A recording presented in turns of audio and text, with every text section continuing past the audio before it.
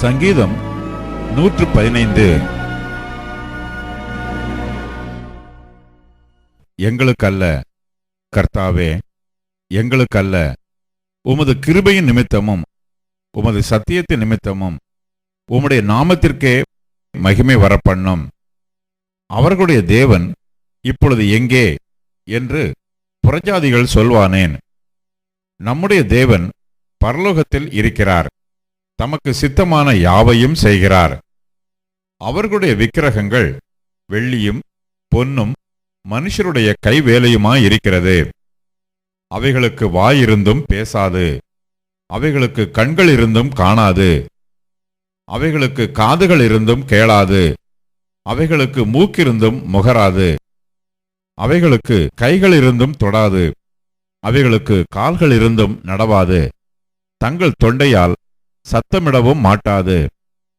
அவைகளை பண்ணுகிறவர்களும் அவைகளை நம்புகிறவர்கள் யாவரும் அவைகளைப் போலவே இருக்கிறார்கள். இஸ்ரவேலே, கர்த்தரை நம்பு, அவரே அவர்களுக்கு துணையும் அவர்களுக்கு கேடகமுமாயிருக்கிறார்.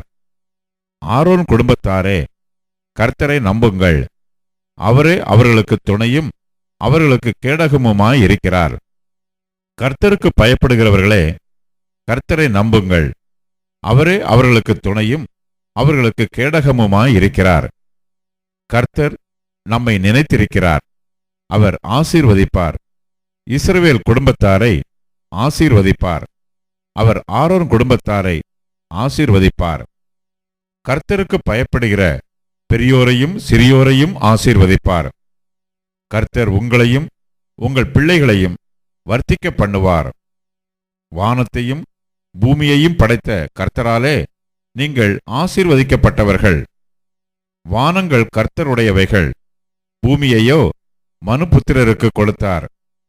மரித்தவர்களும் மௌனத்தில் இறங்குகிற அனைவரும் கர்த்தரை துதியார்கள். நாமோ இது முதல் என்றென்றைக்கும் கர்த்தரை ஸ்தோத்திரிப்போம். அல்லேலூயா.